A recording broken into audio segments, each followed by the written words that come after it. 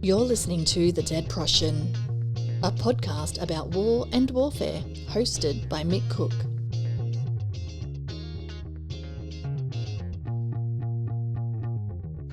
What if you could get someone else to fight your wars for you? Maybe not just like your whole war, but an element of the war, or maybe you could get them to agitate your mates. That could work. G'day listeners, and welcome back to The Dead Prussian. It's been a while. It's been about 6 months since our last episode, and that's on purpose. We are keeping it quality rather than quantity for you, unlike a lot of the other podcasts out there. Also, I don't make any money off this show, so I don't need to be pumping it out quite often. Although, if I pumped it out, maybe I could make money off it. Who knows? I'm too busy for that. But also, what I want to talk about is supporting the show just by listening. We have had premium examples in the past where we've had premium questions, or we've had Patreon, or we used to have the TDP community. We've binned all that. We have the standard advertising that every podcast has. And if we don't sign up to it, they'll give you ads anyway. They just won't pay us for it. But apart from that, the only other way to support us at the moment is to buy the books that we are talking about when we speak with our guests. Now, we don't get cash from that unless you buy them through our Amazon link, and you don't have to because not everyone thinks Amazon's out for the good of mankind. So if you don't buy them from us, just please buy them, because you supporting our guests is a way of you supporting the show. We don't necessarily need tin in our pocket for you to support us, but our guests and what they talk about on the show is very, very important. And it would be great for you to engage further with their material, because I tell you what, I ask some pretty good questions, but you'll probably ask some better ones if you have a read of their books. Anyway, as I said in the intro, wouldn't it be cool if you get someone else to fight your wars, or if you use someone else to fight parts of your war? That makes sense, right? Because then it's less of a cost to you. Maybe. There's probably a few holes in that theory, like there always are with mine, but I'm a podcast host. I'm not a brain. What I do is, though, I interview people with huge brains who think about these things all the time. So the topic for this episode is proxy warfare, and I've got an academic who I've known from a previous life in this life, not a previous life. Well, we might have known each other in previous lives. We don't know. Who understands a lot about this because he's been researching it, and it's his job, which is great. So my guest today is Dr Andrew Maher. He is a senior lecturer at UNSW Canberra and a 20-year Australian Defence Force veteran. He served in Iraq and Afghanistan during his time in uniform, and he now focuses his research towards irregular warfare and the conduct of competition that leverages non-state actors. Now, the great news about Andrew's research is that there is a book coming out in October/November from Hearst, and the book is called Riding Tigers, The Strategic Logic of Proxy Warfare. Andrew, thanks for coming on the show. Pleasure, Mick. Good to connect with you again. Now, mate, I really want to know, and having known you in your previous career and known you in your current career, I've probably got an inkling, but my guests don't have an inkling, and it's unreliable when I explain these things. But what made you decide to become a scholar focused on war studies? Well, Mick, we dial ourselves back about 20 odd years, and we were knee deep in insurgencies in Iraq and Afghanistan. And there was, of course, a competitive learning process that occurred at the time, with no shortage of people who have written about that topic and the work that Dave Petraeus and others had done to competitively learn in conflict. And there's a little part of me that thinks, can't we do better? So I wanted to pivot to war studies to try to bring some of that operational experience to bear in a way that might serve to not have people reliving, relearning the lessons in conflict, as I and you and others had to do. You mentioned in your intro my focus on irregular warfare conducted by non-state actors, which of course was a very large part of what we were facing in Afghanistan and Iraq, and also in East Timor, in Bougainville, in the Solomon Islands at the time. And so a large part of my focus has been about how do we get better at that? It's interesting.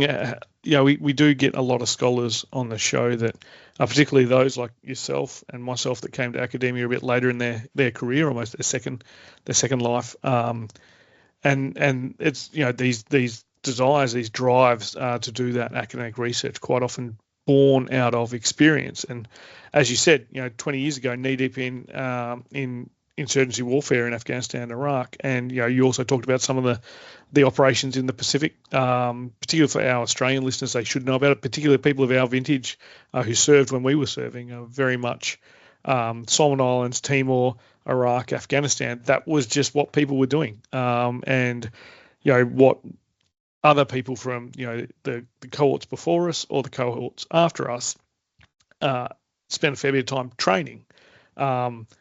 Not as much time overseas. And so it's interesting to see how these things develop over time and how they can drive people towards particular research. Now, our readers haven't had a chance to read your book because it doesn't come out till October or November, and they're all going to buy it. All of our listeners are going to buy it, but they probably need a little bit of a taster. Is how I would call it. A little bit of like one of those pallets with those 4 little pots of beer you get at the really cool pubs. So can you provide us a slight, just an overview of what Writing Tigers is about? So, Mick, I started writing this circa 2020, 2021 timeframe. And the reason for taking this focus on proxy wars was twofold. First, this was around about 5 years after the seizure of Crimea, the grey zone activities in the South China Sea, that were giving us a manifest signal that we are now in strategic competition. So by 2020, that had become no longer an opinion. That was now established fact. But the logic then flowed, because we are now in competition, we need to prepare for conflict. Now, I'm scratching my head going, well, that doesn't make sense. We just came out of the Cold War, where for 40 odd years, both major parties were doing everything they could to avoid escalation into conflict. So why on earth would we anticipate that in this new Cold War dynamic, this new period of competition, that conflict is a lay down misere? This led me to go back to the data set. What does the type of conflict by nature over the last 70 years tell us? Well, the answer is that the majority of conflict is overwhelmingly irregular, involving non-state actors.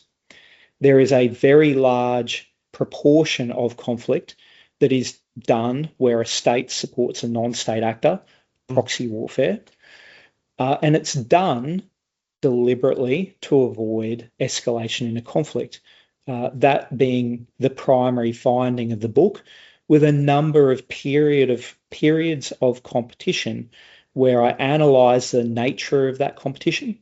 For example, the Great Game era between Russia and Great Britain over the 19th century, where I'm diving into some of the decision making that was being done at the time and being able to chart that, hey, support to insurgents in Chechnya was being done by the British in order to impose cost on the Russians, and in so doing, avoid those escalations a lot like the Crimean War.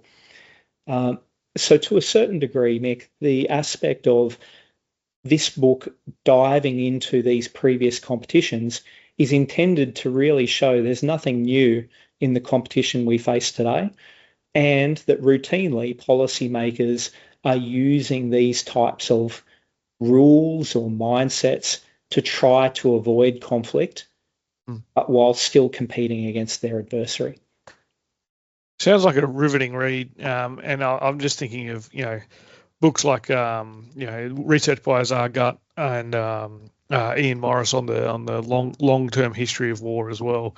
This would be like a nice little cherry on the cake of that research, where it shows how conflict has been done, which quite often goes against what popular thinking is in terms of when people do a long duration study of conflict as opposed to a decade. What's the last decade look? Okay, well, if you break that out, you might find that you break it out. You talked about 70 years, break it out 70 years. Does that look different, right? And so I'm all for long duration type history as well. When people get a bit more of the data set, make their data set a little bit bigger, and it sounds like it's going to be quite an exciting read. And for those listeners out there that think I'm weird on what I find to be an exciting read, I do also read science fiction and other things as well, but primarily survive on a diet on books on warfare because it's interesting. Now, Andrew, the title of your book, The Strategic Logic of Proxy Warfare. So proxy warfare, I think most of our listeners will have an intuitive understanding of this, but given my role as a business consultant, and whenever I see a comment on a document from a client that says, I think the audience will intuitively know what this means, that's when I know I have to stop and completely tear apart a paragraph and explain things step by step, because I think one of the biggest mistakes you can ever make in any kind of human communication is believing the audience will intuitively know what you're talking about. So rather than me making the mistake of saying the audience will definitely know what you mean by proxy warfare, my next question is, what is proxy warfare? So, Mick, I alluded slightly with the last question, but I look at three key variables: a state supporting a non-state actor to engage in violence. So framed in that way, there's a couple of things that don't meet those three variable criteria. A state supporting another state to engage in violence, I don't classify that as proxy warfare. That's alliance frameworks. That's the nature of international relations. And we need to do this, because if we don't create these sort of boundaries, we'll see proxy warfare everywhere, and the term won't have any useful meaning. The other aspect of that three variable definition is that it also alludes to the violence bit. There is plenty of cases where states might support a non-state actor, like an organised crime group, to engage in non-violent activities like sabotage actions or graffiti, as we've been seeing in Europe of late. I don't quite mean that. I think the warfare part of proxy warfare is important to highlight. This is about violence. This is about crossing legal thresholds, normative thresholds. So I bound the definition in those ways: a state supporting a non-state actor to engage in violence. That definition is useful for a number of reasons. I talked also about data sets. It's automatically codified in existing data sets when we codify proxy warfare in that terminology. Second, the non-state actor element talks a lot about agency, and that's really, really important here. What agency does the client have in this relationship, where a principal might feel that they have a greater or lesser level of control? That agency matters. And at time of recording, while we're going through this, we've had the recent experience of Iran as a principal supporting a number of proxies: Hamas, Hezbollah, a number of Shia militia groups, the Houthis, where to lesser or greater extents, those proxies have been either operating in their own self-interest or operating in the interests of Iran, and that ebbs and flows over time. So defined in this way, proxy warfare is not a static dynamic. At some points in time, it might look like a very tight relationship, a almost military delegation chain, which I term surrogate warfare. Or it might look far more loose, a far greater level of interest alignment, which is key to the discussion of proxy warfare. It's really interesting to look at it that way, and you think of lots of different, particularly when you look at the wars that were fought in the first 20 years of this millennium, and you've got Afghanistan, Iraq, and you had a lot of different interest groups. You had Afghanistan, you had a lot of if they were in Latin America, they'd be called narco terrorists, but the narcotics trade in Afghanistan And then you look at the longer history of Afghanistan, and the Mujahideen as the US proxies to drain the Soviet Union's resources. So applying that 3 variable criteria is something I probably wouldn't have consciously done before. I'd like to say that I would have definitely subconsciously done it because I know heaps and heaps about warfare, but actually it makes a lot of sense because one of the troubles that the counterinsurgency efforts had in Iraq and Afghanistan was defining who the enemy was and what their motivations were, right? And I guess proxy warfare, by keeping those 3 variables, you can better analyze things like motivations. But then again, I guess as with many things, doing that in hindsight allows you to codify it. Understanding it when you're in the mix can be difficult, but at least you've got some handrails there to go by. So I'm a fan of that definition. I like the surrogate warfare definition as well. I think that's a great one, particularly because we've seen a fair bit of that more recently, I suppose, in the past. Depends on where you are. If you're in Eastern Europe, some of that has been happening for at least the past 12 years. I guess longer if we actually looked at your data set, it probably has been happening. Now, we talked about what it is, and in your book, and the title of your book kind of gives away my next question, which shows that I can draft a pretty long question just from a few words that fill the title of a book. But having known you for a long time, known you during your PhD journey and catching up regularly at the drink and things like that, I kind of knew your research area anyway. So my question is, how is it logical for states to employ proxy warfare when engaging in interstate competition? The first bit, Mick, is it's flippant to say, but it needs saying, wars are incredibly costly. That element of cost immediately makes it logical for states to seek to avoid escalation into open conflict. That matters. It also matters when taking the longue durée view. We kind of routinely forget in some of our conversations about war that we live in the nuclear age. And there is a very strong incentive for those states to whom this matters to avoid nuclear escalation. That puts an upper limit on the nature of conflict. And during the Cold War era, the theorists at the time used the terminology the instability-stability paradox. And what's meant by that is a stability that is conferred by mutually assured destruction, perversely incentivized these sort of grey zone activities that are below a threshold that would bring about escalation, the risk of open conflict, where open conflict may very well continue to spiral and lead to some form of nuclear exchange. That stability-instability paradox hasn't gone away. Weapons of mass destruction are still a facet of international relations and need due consideration.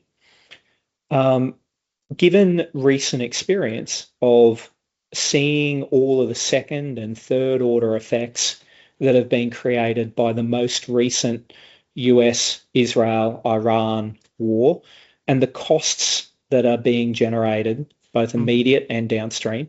Immediate in the form of Tomahawks that now need to be replaced within inventory, or avgas or platforms that are now no longer available, or downstream effects like the rising cost of gas, the rising cost of basic goods and services that impose cost on the economy. This is a very limited war, and it's having global ramifications. It's worthwhile remembering that aspect, that if we are talking about what war might actually look like in the form of a major power war, US and China, for example, it will be absolutely catastrophic to the global economy. World War II, for example, food prices doubled in the first year in most countries around the world.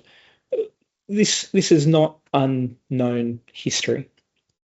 So it's important that I emphasize that, because it underpins all other logic states employ proxy warfare in order to avoid the excessive costs created by escalation into conflict. If you can use a proxy to achieve the territorial gains or to weaken your adversary, subversion, or in some other way to achieve your strategic aims, and if that can be achieved with a much lesser cost than the converse conventional military force option, why wouldn't you attempt it? The irony being that a number of states seem to see a level of strategic value in this regard. We've already talked about Iran. Iran's got a 40-year history now of investing in proxies to create strategic depth that might impose cost through the terminology of horizontal escalation, if confronted in the Persian Gulf. They're not the only country. Pakistan has not only been supporting the Taliban that created the counterinsurgency dilemma that we were facing for 20-odd years, but they've also been supporting a number of tribesmen in the Kashmir. They supported the Sikh insurgency in the 1980s. They've supported a number of organised crime groups. The Dawood gang, the D Company is what it's called, an organised crime group that operates effectively as a violence for hire organisation run by the Pakistani ISI. These examples show that certain countries have taken that logic of cost-benefit analysis and really integrated it into their national security strategies. Kind of useful if we understand that before potentially having our next, let's say, adventure in the Middle East.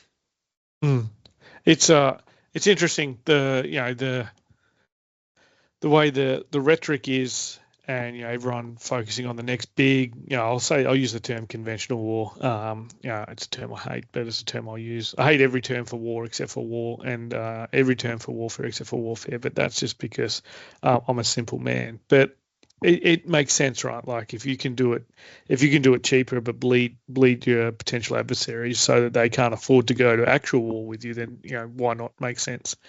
Now, Andrew, we've come to question 5, which is the big question for the show. It's the defining question for the show because it literally is a definition.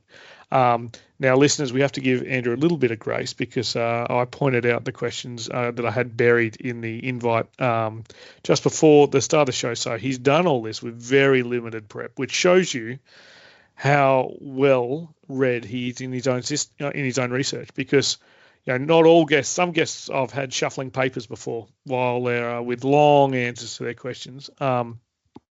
It also shows how good an interviewer I am that I can just ask questions and get these responses. But the next question is it's the Big Carl's question, and it's the purpose of this show, so that we can seek to understand it and hopefully avoid it. But it's often called the butcher's bill for appearing on the show, which is finishing the sentence "war is." So, Andy, I ask you now, finish the sentence "war is." War is far more complex than we usually give it credit. Oh. So let me explain. Glad you like that. I did. I really like it. So, look, Big Carl often used metaphor of two wrestlers in a ring struggling for advantage. And to my mind, this metaphor has created an inherent bias in the way that we look at conflict and war studies. We look at it as a two-player problem. But that's never been true. Even in Carl's time, writing generally from a Prussian point of view, because, of course, for fun facts that come out of history, he was a foreign fighter. He worked with Russia for a while.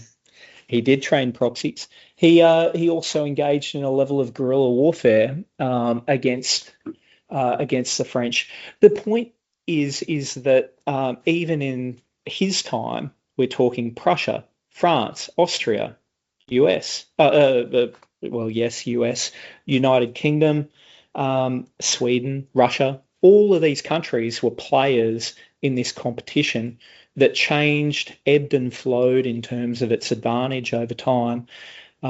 And again, even at that time, some of these dynamics of proxy war were starting to become evident. The British supported a thing called the Chouannery insurgency in Normandy to impose cost on Napoleon Bonaparte. They even had an attempted assassination, what we would call clearly an act of terrorism, state-sponsored terrorism at that. That occurred in 1800s. 1800, Christmas Eve, 1800. The British supported an insurgency in Calabria in southern Italy against Napoleon starting in 1806. And the British very famously supported the Spanish and Portuguese as proxies to fight guerrilla warfare against the French. Some of these case studies that emerge from looking at periods of competition, a brief period in Riding Tigers that looks at Big Carl's context, actually illuminate all of this rich data of what comes from complex, multiplayer, potentially multi-generation competitions that illuminate then some of these decisions to support proxies, to engage in state-sponsored terrorism, to engage in economic warfare, to engage in state-sanctioned piracy. All of these types of ugly but necessary things that exist in our international relations system comes from taking this type of approach of recognizing that war is far more complex than we usually give credit. This will be episode 121. And so for our listeners who've been with us the whole journey, get a life. But for those that have gone back and listened to all the definitions, they all know that's an original one, which is good. It's not really fair on the early guests because they thought it was actually an exam question. They thought they had to give me Carl's answer, and you fail if you give me Carl's answer, really. But that's an excellent definition and inherently understandable when people actually look at the big picture. And so, yeah, that's an acceptable payment, I guess, in terms of the butcher's bill. Andy, thank you very much for coming on the show. For our listeners, Andy has put up with a significant amount of rescheduling, including me going to Japan, going to Hiroshima, seeing the outcomes of nuclear war, which was just mind-blowingly just devastating. To be honest, just devastating. And so, if you ever get a chance to see Hiroshima, not nuclear war, but Hiroshima, go and see Hiroshima. But Andy, thank you very much for putting up with the scheduling issues and coming on the show. Pleasure, mate. Thanks for having me. All right, listeners, now please put in your diaries Riding Tigers, The Strategic Logic of Proxy Warfare by Dr. Andrew Maher, and it's out by Hearst Publishers later this year. We're looking around October and November. There will be a link to Hearst Publishers on the website in the show notes. So when you open up whatever app you listen to us on, you can click on it and you'll be able to find where the book is there. And make sure you give it a read, because it is a book that there aren't that many of them coming out talking about this sort of stuff. Too many books at the moment are focusing on large scale, massive muscle movements of nations going to war, but in significant ways that will probably end in complete devastation of the planet. So this might be a bit of a happier read in some ways. I think happy might not be the right term. But until then, listeners, grab a book and crack on. Follow the Dead Prussian podcast on Twitter at Dead Prussian Pod and Facebook at facebook.com/The Dead Prussian. The Dead Prussian podcast is hosted and produced by Mick Cook. The Dead Prussian podcast is copyright of Mick Cook